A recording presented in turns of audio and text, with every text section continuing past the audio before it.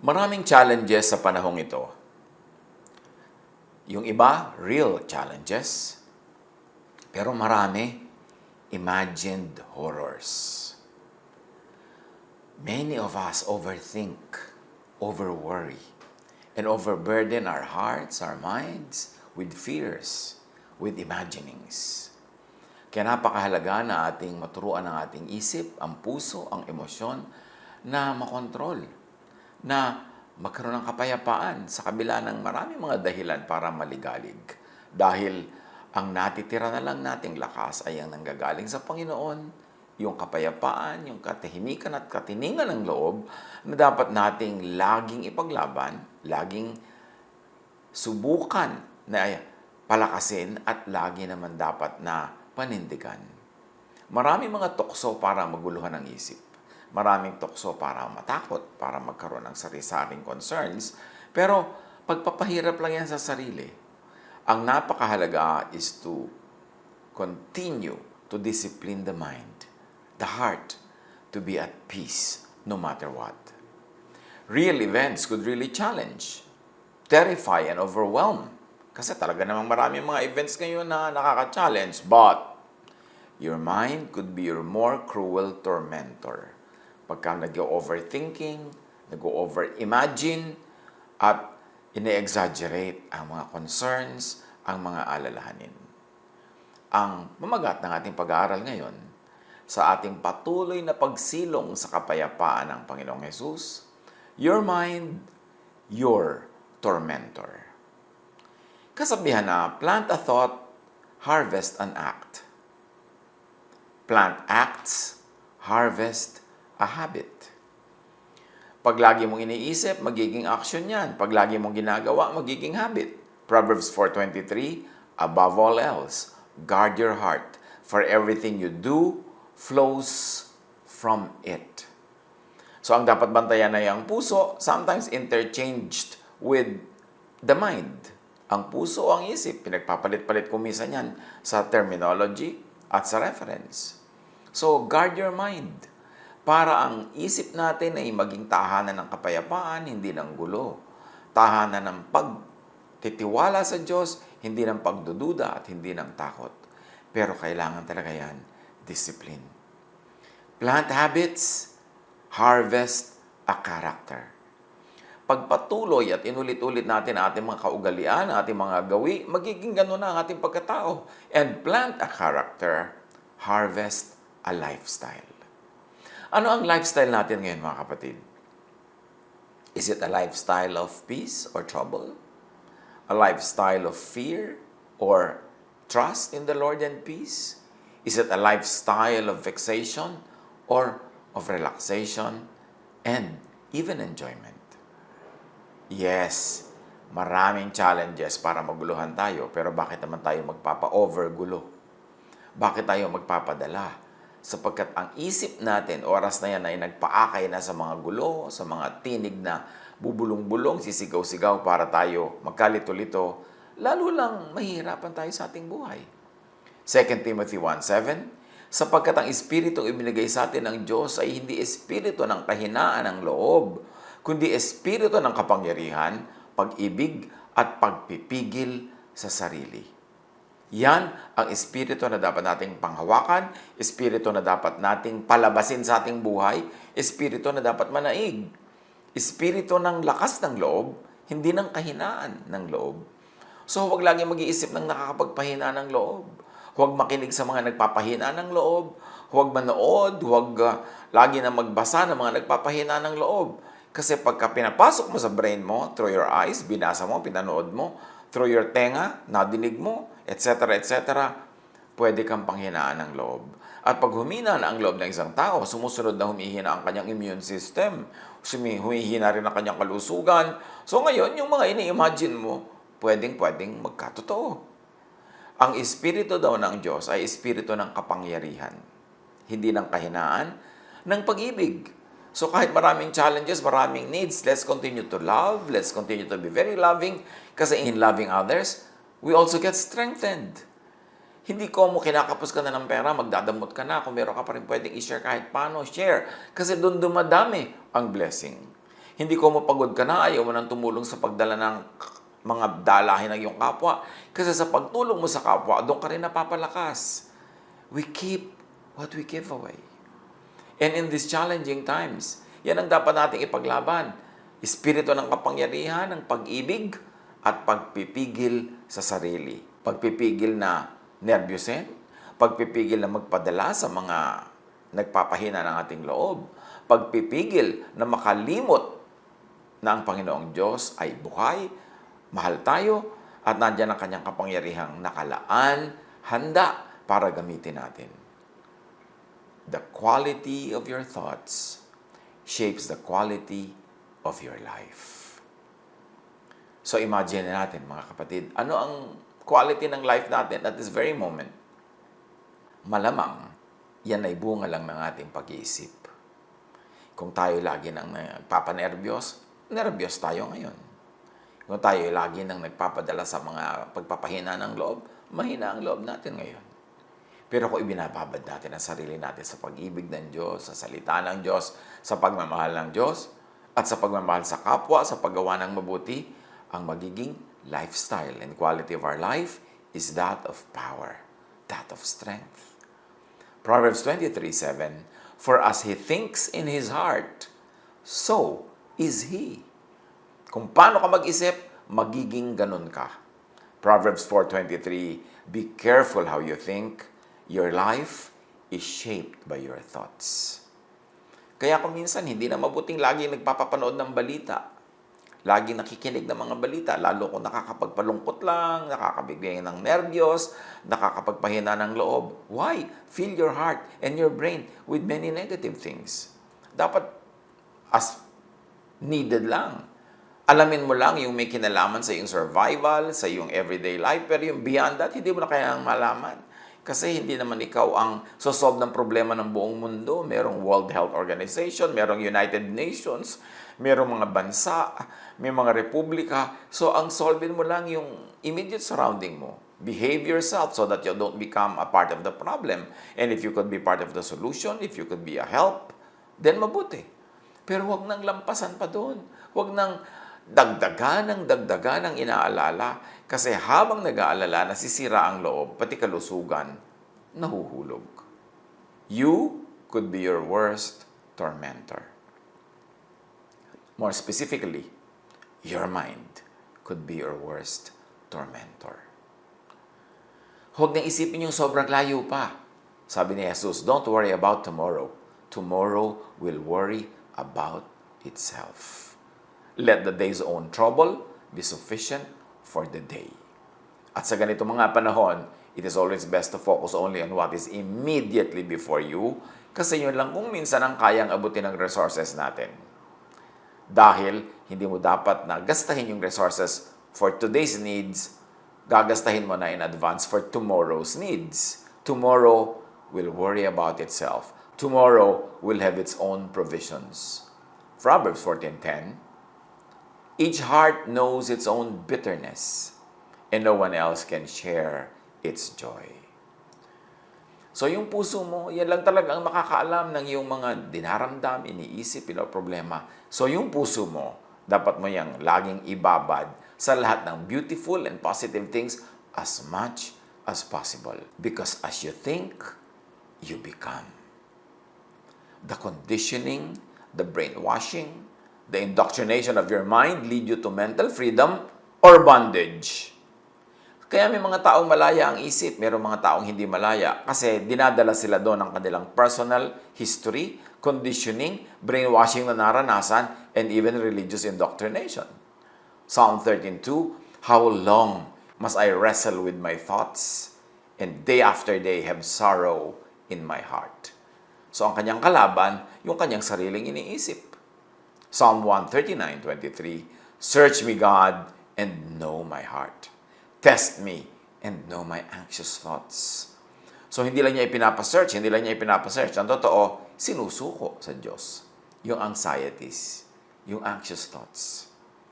The conditioning of your mind lead you to guilt or non-guilt. Psalm 55:2, "My thoughts trouble me, and I am distraught." Philippians 4:7, At ang kapayapaan ng Diyos na hindi kayang maunawaan ng tao ang siyang mag-iingat sa inyong puso at pag-iisip dahil sa inyong pakikipag-isa kay Kristo Jesus. Yung binasa natin sa Psalm 55, gulong-gulo ang kanyang isip. Ang sinasabi naman ng Philippians 4:7, yung halos imposibleng maunawa ang kapayapaan ang maghahari sa ating buhay dahil sa pakikipag-isa natin kay Jesus. So, anong iniisip natin? Nakakapagbigay payapa ba o nakakapagbigay gulo? Because religious orientation can oppress or comfort. May mga tao na dahil sa kanilang pagiging sobrang relihiyoso, oppressed na oppressed ang isip nila, oppressed na oppressed ang kanilang puso, takot na takot sila, guilty sila. Meron naman na dahil sa religious orientation, lalo yung nakakaunawa ng pag-ibig ng Diyos through Jesus, ang naghahari sa kanilang buhay ay yung comfort, yung rest, yung peace. The same religion actually can lead to different orientations of the heart depending on what religious doctrine you subscribe to. The conditioning of your mind lead you to love or hate. And religious doctrine can make you loving or hateful, accepting or rejecting, kind or cruel. Mayroong mga tao, they profess to believe in the same God. They read the same scriptures. Pero yung isa loving, yung isa hateful. Yung isa accepting, yung isa rejecting. One is kind, one is cruel. Depending on the kind of religious orientation you allow to rule in your heart, in your mind, in your whole life. Philippians 4:7, at ang kapayapaan ng Diyos na hindi kayang maunawaan ng tao ang siyang mag-iingat sa inyong puso at pag-iisip dahil sa inyong pakikipag-isa kay Kristo Jesus, as we have already enjoyed this verse. So pag nakikipag-isa kay Jesus, ang nagiging bunga, kapayapaan na hindi kayang maunawaan ng ordinary logic. Pero nakikipag-isa nga ba tayo kay Jesus sa ating religious life? O nakikipag-isa tayo sa Pharisees? Ibang-iba ang magiging bunga niyan sa ating lifestyle. The conditioning of your mind lead you to rest or fatigue. Kaya may mga taong rested, may mga tao na mangarag at pagod. Job 20 verse 2, my troubled thoughts prompt me to answer because I am greatly disturbed. And Job 7:4, when I lie down, I think, how long before I get up? The night drags on and I toss and turn until dawn. So depende sa laman ng isip, depende sa takbo ng isip. Merong mga hindi makatulog, biling ng biling sa higaan, torture sa kanila ang haba ng gabi dahil ang habang gising sila, habang ang lahat ay tulog. Parang wala silang kasalo, wala silang karamay.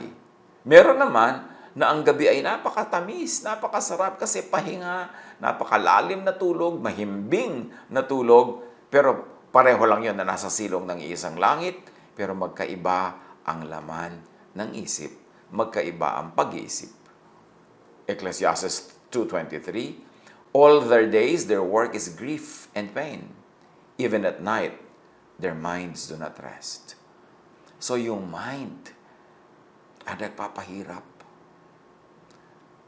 Religious orientation can give rest or grave fatigue. Kaya sa tinagal-tagal na ng mga tao na may religious life, may religious orientation, may religious membership, dapat sinusuri na ano bang dinadala sa akin ng aking religious doctrines? Rest or fatigue? Love or hate? Binibigyan ba ako ng kapayapaan o takot? Dapat sinusuri na yan.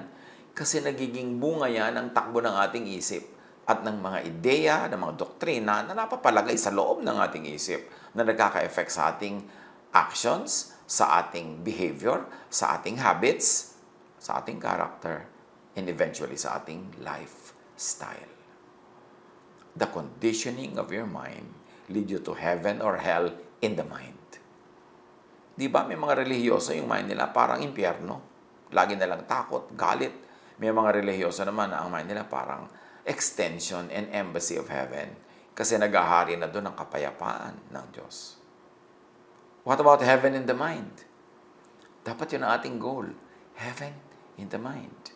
Philippians 4:8, Lagi ninyong isaisip ang mga bagay na karapat-dapat at kaibig-ibig. Kahit sa ganitong panahon, kahit sa challenging time na ito, ang isaisip rin yung karapat-dapat at kaibig-ibig.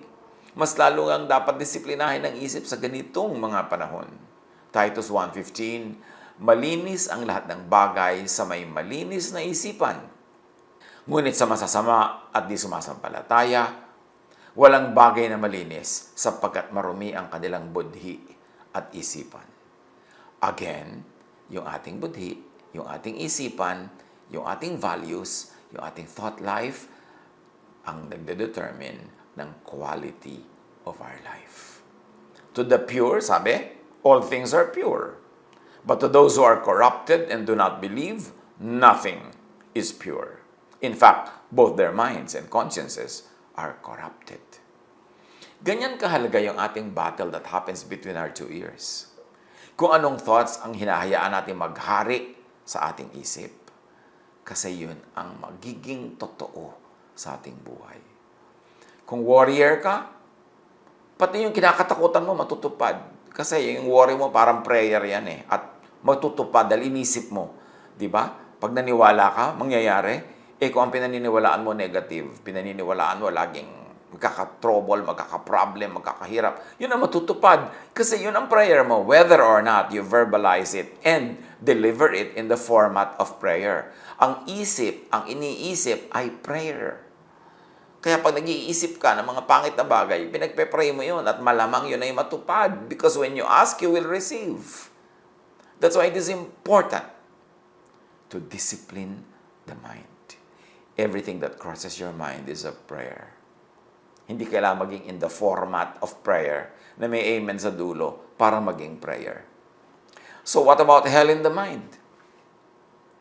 Job 21:6, when I think about this, I am terrified. Trembling seizes my body. Analyzein natin, ha? Trembling seizes my body. I am terrified. When I think about this. So, mga ninenervyos dyan, kaya kayo nanginginig, kaya kayo natatakot, kasi iniisip nyo. Kasi yun ang pinag-iisipan, yun ang pinagtutuunan ng isip. Dapat change channels. Baguhin ang iniisip. Ang isipin nyo yung makakapagpayapa sa katawan, yung makakapagbigay ng katahimikan ng loob. Kasi, as you think, you become. 2 Corinthians 10:5, we take captive every thought to make it obedient to Christ. Binibihag namin ang lahat ng isipan upang matutong sumunod kay Kristo. So you see, ang dapat bihagin ng isipan, hindi kapwa, hindi ibang tao. Bihagin ang isipan. Napakahalaga. O baka ikaw ang bihag ng iyong isip. Yung isip mo na na-train na lagi magduda, so duda lagi ang nangyayari sa iyong buhay. Di walang may tutupad kasi it's only that which you believe that can happen. Faith moves mountains. Kung wala kang faith, kung na-train kang magduda at walang faith, di walang mangyayari sa iyong buhay. And even religious belief can make one's mind heaven or hell. Hindi ko mo relihiyoso ang tao, tahimik ha. Merong mga mula nung naging relihiyoso, nung palagi nagulot na takot. Hindi ko mo relihiyoso, maibigin. Merong nung naging relihiyoso, nung naging very rejecting of others, very hateful, and full of anger. Kaya, tinitingnan, pinipili mo rin ang daan na pinagdadalan sa iyo ng religion. Kasi, the same verse, iba-ibang religious sects and congregations, iba-iba interpretation. Pag napunta ka doon sa mahilig mag-interpret ng nakakatakot, nakakagalit, nung nakakapagpagyera, doon ka magagawi. Ngayon, ang science, sabi ng science, about everything that we have been discussing from the point of view of Scripture, sabi ng science, thoughts shape, alter the shape, keep changing the shape of the brain. And this is physically, meaning chemically, morphologically, structurally. Ang korte ng ating utak, physically, chemically, morphologically, structurally, ay iniiba, patuloy na yung pinag-iiba-iba, binubuo ng thought. Imagine that. How powerful thought is, that thought can change matter. Thought can change the shape of the brain. Yan ay proven na ng science. So when you think, sabi ng science, you build thoughts, and these become physical substances in your brain. So ano ang shape ng utak mo ngayon? Depende kung anong thoughts ang pinag-iisip mo. The wiring of the brain is not fixed, sabi ng science. It is adaptable. We can change the wiring of our brains. The brain can change quickly. So, gusto mong baguhin ang iyong buhay? Baguhin mo ang iyong iniisip, magiging bago ang shape ng iyong brain, and out of that shape ng brain at mga iniisip will come out a lifestyle. So, piliin mo kung anong lifestyle ang gusto mo by choosing your thoughts. Pwede mong piliin ang Pharisees-ness, pwede mong piliin ang Jesus-ness. At yun ang magiging quality of your spiritual life. Pwede mong piliin na maging legalistic, mag-stick sa law, i-implement ang law sa iyong buhay at sa iba, pero ang magiging bunga nun, napaka-rigid, napaka-inflexible, and sometimes even a very unkind lifestyle dahil legalistic. Pwede mo rin piliin yung grace. When you always think of God's grace, when you think in gracious ways, when you deal with people graciously, when you think of what is gracious, your mind changes its shape. And then it shapes your life. May epekto sa buhay mo ang iyong thought.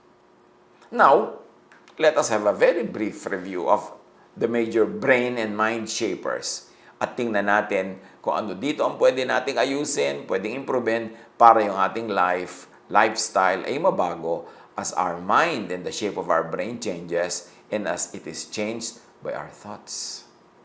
Lahat nagsisimula sa thought. So, ano ang mga brain shapers? Experiences. Minsan, ganito tayo kasi anong kabataan natin, ganun tayo pinalaki, ganun tayo tinuruan, ganun tayo minahal, o ganun tayo hindi minahal. Experiences shape our brain. And experiences shape our life. 1 Corinthians 14:20, huwag kayong maging isip bata, maging tulad kayo ng matatanda sa inyong pangunawa. So, pag isip bata ka, parang bata ang buhay mo. Magiging pangbata ang mga decision mo. Kaya dapat daw, huwag kang maging isip bata, lalo kung hindi ka na bata. Change the way you think. At sabi ng science, experiences change the brain's plasticity. Another mind shaper is personal reflection. Pwede naman na na-shape tayo ng childhood, pero tapos na yun. Wala na tayong magagawa tungkol doon. Alam nga namang lagi dalang maging gano'n ang shape natin, ng brain natin, ng buhay natin, dahil gano'n ang naging experience. No, pwedeng palitan yan through personal reflection. Pagbubulay-bulay, pag-iisip, pagmumuni-muni, pagninilay-nilay, can change your thought, therefore can change the shape of your brain, therefore can change the way you think, the way you live, the way your lifestyle becomes. Psalm 26 verse 2, test me, Lord, and try me. Examine my heart and my mind. At syempre, nagpapatest ka kay Lord, nagpapa-examine ka, pero ang totoo nun, ikaw din nag-e-examine at nagtetest ng iyong sariling mind. Tama ba yung ganitong ginagawa ko? Mali ba ito? Alin ang mas magandang gawin? Paano ko mai-improve ang dati kong ginawa na? Paano ko tatanggalin yung mga kapintasan? Paano ko ayusin ang aking buhay? Dapat nagmumuni-muni. Sabi ng science, the same part of the brain that thinks about others is also used to think about ourselves. What you think, you will become. Because how you think of others is actually a reflection of how you think of yourself. Kaya yung mga mabait sa iba, kasi mabait ka sa sarili mo eh. Yung ang lupit-lupit sa iba, kasi baka hindi mo alam, malupit ka sa sarili mo. Yung lagi nagdududa sa iba, kasi baka alam mong ikaw din kaduda-duda. Yung mga ayaw magbigay ng chance sa iba, baka yung sarili mo rin kasi hindi mo binibigyan ng chance. Ang ating pakikitungo sa kapwa, ay isa lamang na reflection ng tunay na pakikitungo natin sa ating sarili at tunay na pagtingin natin sa ating sarili. Kaya kung nire-reflect natin si Jesus, ang tinitingnan nating model ay si Jesus. Ang ipinapamuhay natin ay Jesusness. Ang dealings natin with others will be Jesusness. Pero kung ang dealing natin with others is Mosesness, Phariseeness, isa lang ibig sabihin nun, na ang tunay na model natin ay Pharisees. Ang tunay na tinitingnan natin, kinokopya, ay Pharisees. It will become the shape of our brain. It will become the shape of our thought. It will become our life. Kaya ang magnanakaw, sabi na matatanda, ay galit sa kapwa magnanakaw. At marami yung mga laging nabobola, naloloko, kasi mababait sila eh. Akala nila mabait din ang iba. At yun namang ayaw magtiwala sa iba, sobrang wais, kasi sila rin hindi mapagkakatiwalaan. Ganon din silang mag-isip. So, ang mga pag-aaral na ito, napakagandang pag-aaral ng ating mga sarili, mga kapatid. At bakit natin ito pinag-aaralan? Kasi itatanong natin sa sarili natin, happy ba ako sa life ko? Happy ba ako sa lifestyle ko? Happy ba ako with everything that's happening in my life? Or most anyway? Kasi kung hindi, may dapat akong baguhin. At yun ay magsisimula sa takbo ng aking isip, sa aking pag-iisip, because as I think, I become. My thoughts are prayers. My thoughts become me. Doon tayo magsimula ng pagmumuni-muni. Another mind shaper, of course, is training and habit forming. Philippians 2:5, have the same mindset as Christ Jesus. Practice yan eh. Marami sa atin, meron tayong Pharisaic nature. Nature nating manakit, nature nating mang-judge, nature nating mang-reject. Pero mag-practice tayo maging tulad ni Jesus. Mag-accept, mag-love, mag-forgive, at kapapractice, magiging ganun tayo. Sabi ng science, intuition is a highly sophisticated process. We notice patterns through past experiences, store these experiences and associated information into long-term memory, and then retrieve that information when we see these patterns again in our environment. Yung parang tinatawag nating kutob. Bakit kuminsan nakikita mo yung tao, nakita mo lang siya, may kutob ka na agad na meron siyang hindi gagawing mabuti. At kadalasan natutupad, nangyayari. Kasi somewhere in our memory, may mga naranasan na tayong ganong itsura ng tao, ganong expression, ganong kilos, tapos may mga ginawang masama. At nakaimbak yun sa ating memory. Pag nakakita tayo ng ganun uling expression, ganong itsura, ganong pattern, kahit sa ibang tao, sa ibang panahon at ibang lugar, lumalabas sa file ng ating brain yung warning na, oy, ang ganyang kilos, ang ganyang arte, ang ganyang mga salita, nagbunga na yan ng pangit at hindi maganda sa iyong buhay noon. So, mag-isip-isip ka at yan ang tinatawag nating, ba't kaya ako may kutob? Wala naman akong alam na facts, pero may kutob ako. Yun. At science explains it. Of course, Romans 8:5-6. Those who live according to the flesh have their mind set on what the flesh desires. But those who live in accordance with the Spirit have their mind set on what the Spirit desires. Another mind shaper is social training. Kaya mag-ingat-ingat tayo sa pagtatrain ng mga bata. Kasi kuminsan, ang bata buong buhay niya nagiging gano'n ng ugali dahil tinrain natin na maging gano'n. Kuminsan, puro kalupitan ang naramdaman ng bata, kaya tuloy nagiging malupit din siya kung lumaon. O kaya sabik na sabik, kulang na kulang sa pagmamahal. Kaya kahit sino na lang ang para magmamahal, sumasama, nauuto, nabubola. Mahalaga ang social training. At sabi ng science, humans are a social species inescapably shaped by our cultural context. And thus, some degree of indoctrination is implicit in the parent-child relationship. Marami sa atin bunga or biktima ng good treatment or maltreatment ng parents o ng equivalent ng mga parents sa buhay natin.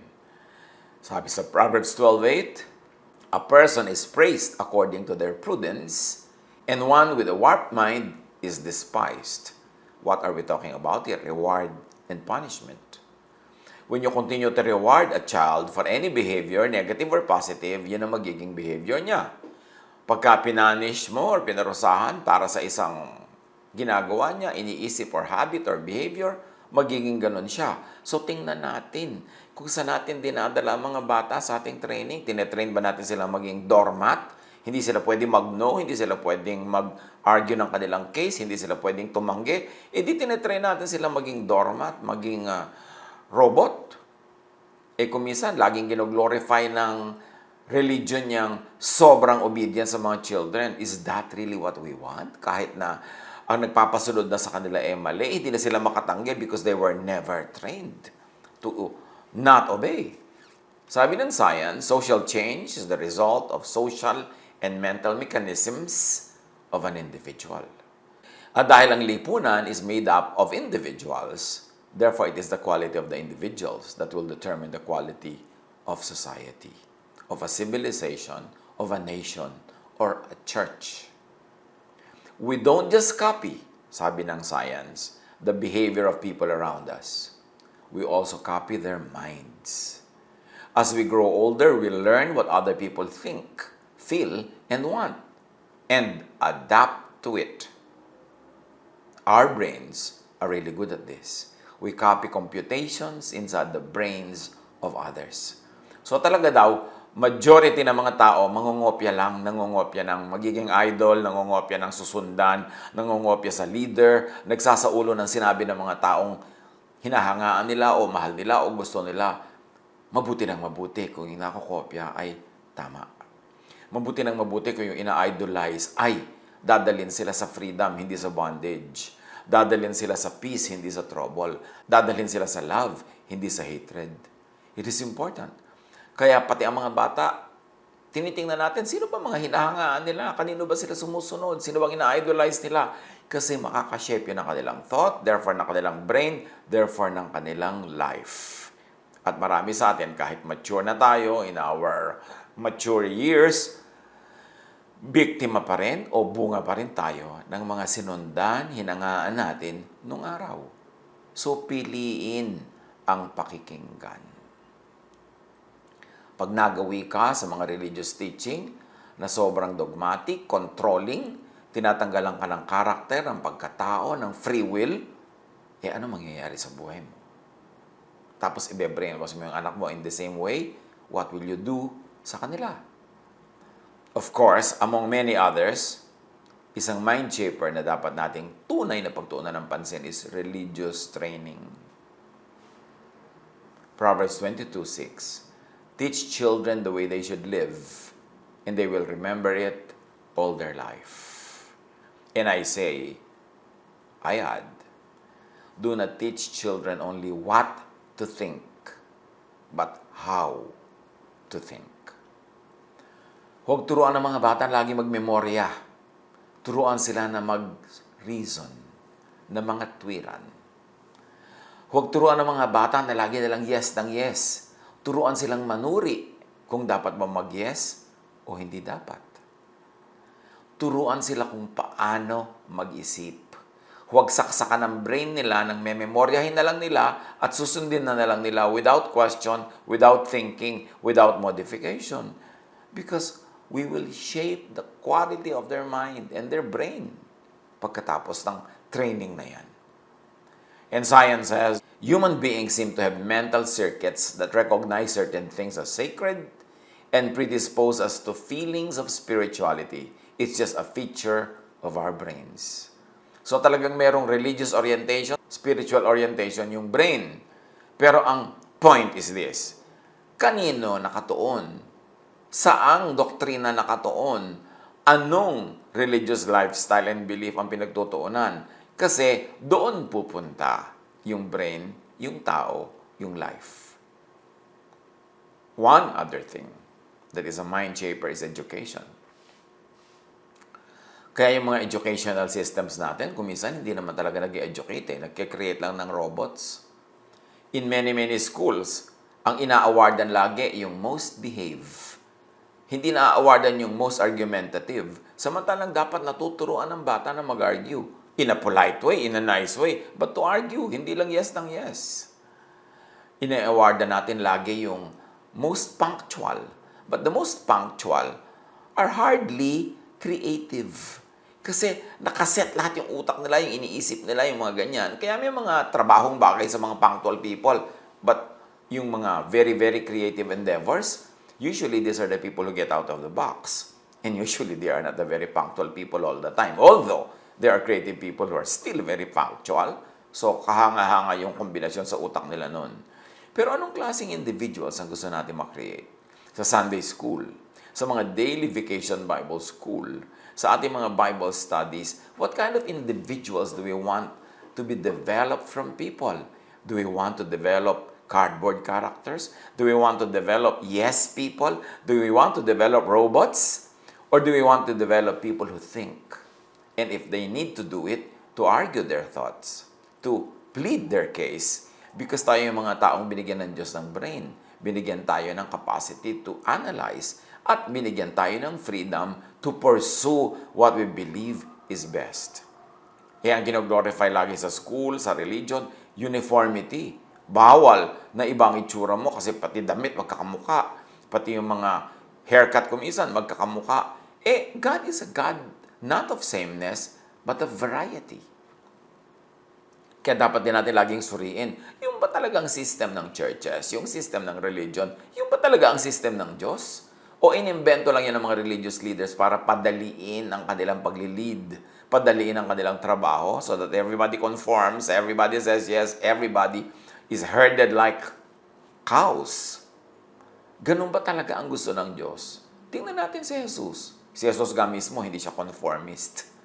Ang dami niyang ginawang iba sa takbo ng buhay ng mga panahon niya, sa takbo ng templo, sa takbo ng mga synagogues. Si Jesus ang ating shepherd, di ba? Siya ang ating sinusundan. This is not to encourage rebelliousness. This is not to encourage trouble. This is not to encourage warlike attitude, but only to encourage us to respect each other's individuality. Kasi God made us as individuals. We are wonderfully made. Fearfully and wonderfully made. Dapat nating igalang yun. So, pati sa training ng pag-iisip, sa pagpayag natin kung anong iisipin ng mga bata, ng sarili natin, bigyan natin ng room yung freedom that God has instilled and given to everybody. Isaiah 44:18, ang mga taong gayon ay mga mangmang at hindi inuunawa ang kanilang ginagawa. Tinakpan nila ang kanilang mga mata at sinarhan ang isip sa katotohanan. So, ito yung mga sunod-sunuran, mga hindi nag-iisip, hindi nag-analyze. And science says, whatever you are thinking creates a network pathway in the brain that gets reinforced and stronger. Habang iniisip mo, lalo ka nagiging ganon. So isipin natin kung ano nag-iisip natin sa buhay. Tayo ba'y negative thinker or positive thinker? Achiever ba tayo or defeatist?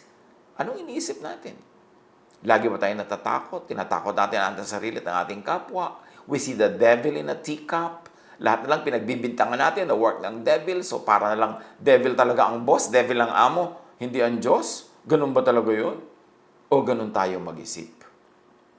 Keep changing for the better. Keep improving for the better. And this happens in the realm of thought. Hindi pwedeng yung iniisip mo 10 years ago, 15, 20, 30 years ago, ganun ka pa rin mag-isip ngayon. Ibig sabihin, hindi ka nag-grow. Tapos ang gusto mo lagi naririnig na teaching, yung narinig mo na noon, ilang ulit na, paulit-ulit, taon-taon, decades na, yun at yun at yun at yun. Bakit pa magtitipon-tipon kung yun din lang ang madidinig lagi?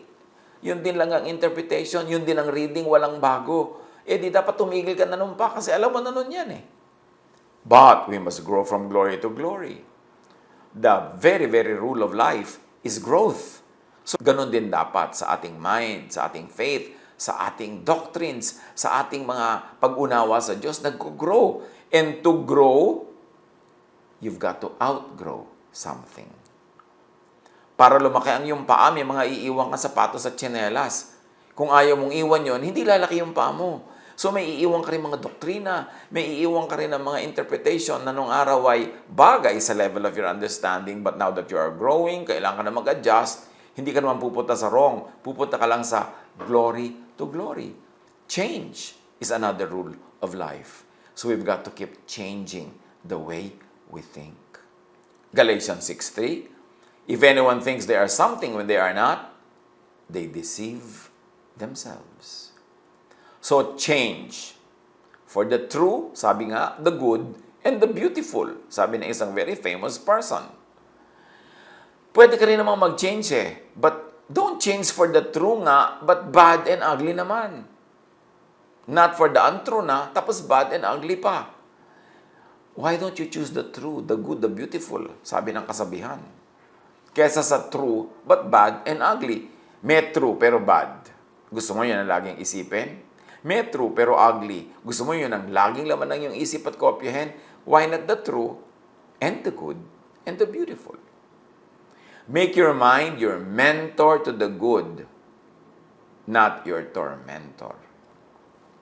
Remember, ang number one na nagpapalaya sa atin o gumagapi at gumagapo sa atin ay ang ating sariling pag-iisip.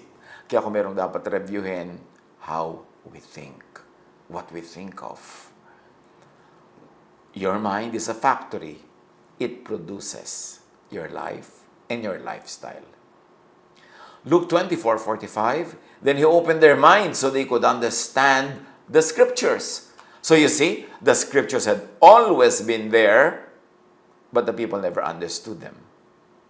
It took the opening of their minds by Jesus so they could understand the scriptures.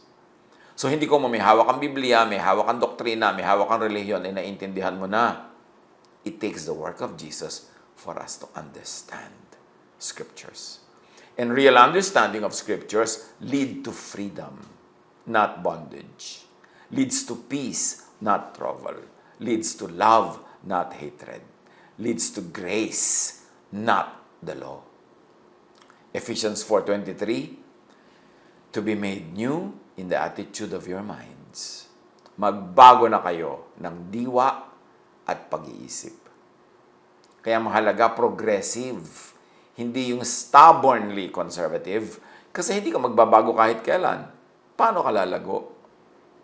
At saka kung hindi ka naman talaga totally happy sa nangyayari sa iyong buhay, ibig sabihin may dapat kang baguhin with the way you think, in the way you think. So reshape your brain, your thought, into the positive, cheerful, beautiful, hopeful.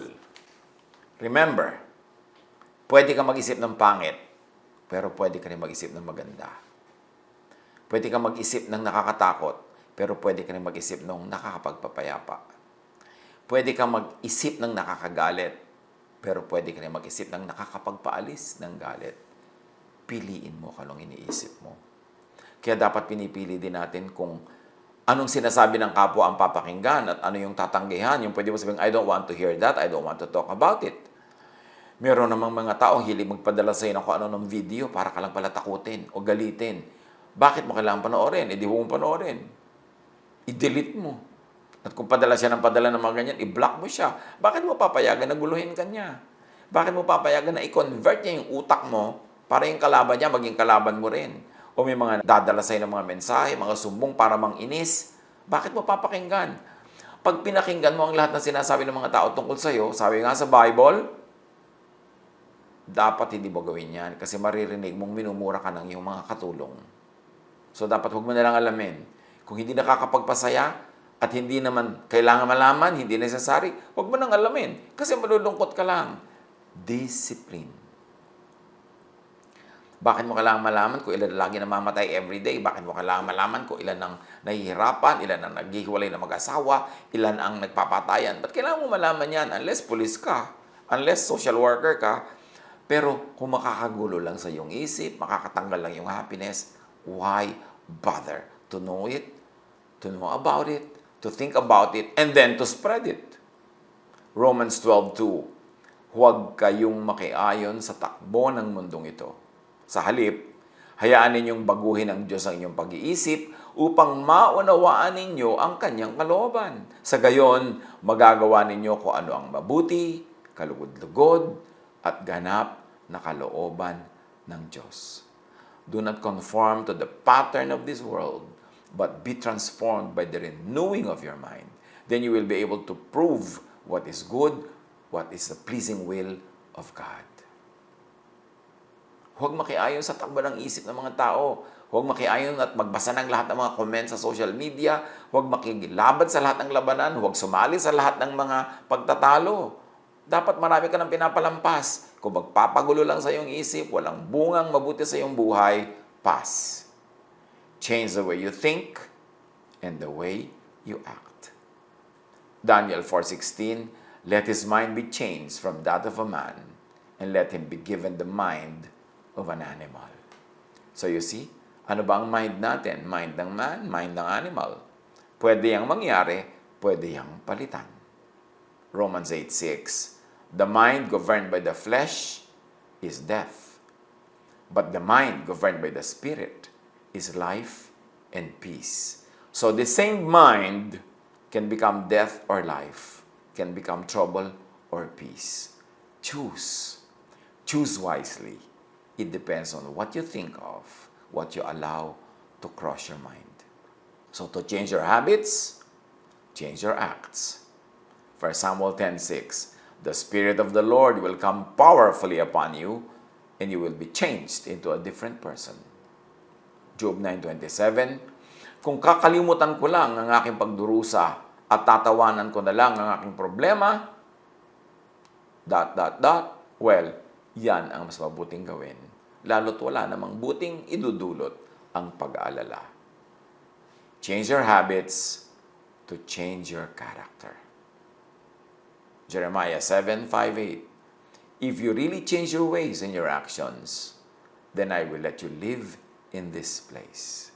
Lagi may dapat babaguhin, ha? Change your character to change your lifestyle.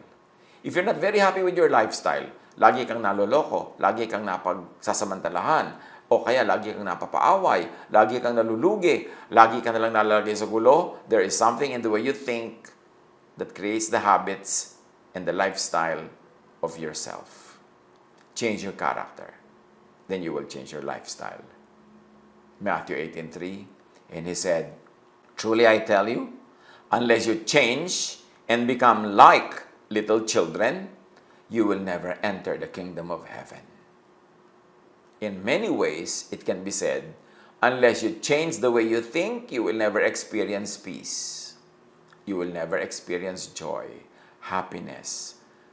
If you do not think like children, trusting, kind, loving, colorblind, meaning hindi pumipili ng mga races, hindi pumipili ng ganito at ganyan, mapagtanggap, nakikipaglaro kahit kanino, maibigin.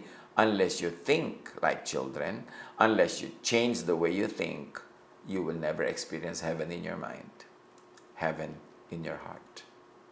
So change your lifestyle to change your life. Job 42:10, after Job had prayed for his friends, the Lord restored his fortunes and gave him twice as much as he had before. Remember, yung mga friends si Job, una dumating para siya i-comfort, then later on, tinorture na siya ng tinorture. Pero pinag-pray sila ni Job sa kabila ng ginawa nila, and after Job prayed, the Lord restored the blessings in his life. Psalm 23:6, surely, your goodness and love will follow me all the days of my life, and I will dwell in the house of the Lord forever. How does that happen? When the Lord is our shepherd. When we follow in His footsteps. When we think His thoughts. When we allow the computations in His mind to become the computations and configurations in our mind. Peace and love will follow us all the days of our life. When you think kindness, you beget kindness. When you are generous, you receive generosity. When you are loving, you receive love. You give and you keep it because you keep what you give away. What you think becomes you. Proverbs 11:19, truly the righteous attain life, but whoever pursues evil finds death. So what do you find when you think? Life or death? What do you find when you review your life? What do you find when you review your lifestyle, the way you think, the way you treat others? It is all fruits of the way you think. If you're not happy with anything, change the way you think, and your life will change.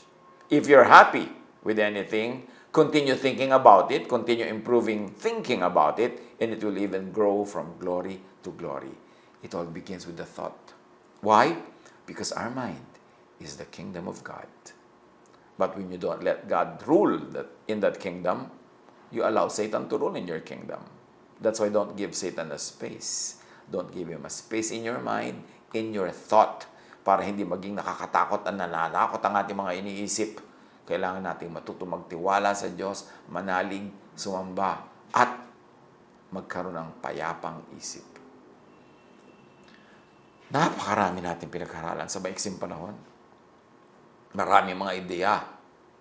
Pero isa lang ang dapat nating tandaan. Kung ano ang takbo ng buhay mo ngayon, yun kasi ang takbo ng iyong isip. Huwag natin yun i-deny. Ang dami na natin binasang verses that say the same thing. Kung gusto mong palitan ang takbo ng iyong buhay, palitan mo ang iyong pag-iisip. Pag pinalitan mo ang pag-iisip, mapapalitan ang iyong vocabulary, ang iyong words, mapapalitan ang iyong mga sinasabi, ang declarations, mapapalitan ang pakikitungo mo sa kapwa, mapapalitan ng mga ginagawa mo, ang iyong work ethic, mapapalitan ang iyong buhay. Ngayon, kung gusto mo nangyayari sa iyong buhay, lalo mo pag-isipan yung mga iniisip mo na, lalo mo pang gawin yung mga ginagawa mo na, mag-i-improve pa yan na mag-i-improve. Life is what we make it, and we make it through thought. Be changed by the renewing of your mind. Huwag maging negative. Huwag maging fearful. Huwag maging laging afraid. Huwag laging matakot at manakot. Mabait ang Diyos. Kilalanin ang mabait na Diyos, hindi yung malupit na Diyos na ipinepresent ng iba. Kilalanin ang mapagpatawad at maibiging Diyos at Siya ang tularan. At ang buhay natin mapupuno ng pag-asa, kapayapaan at katahimikan. God bless us all.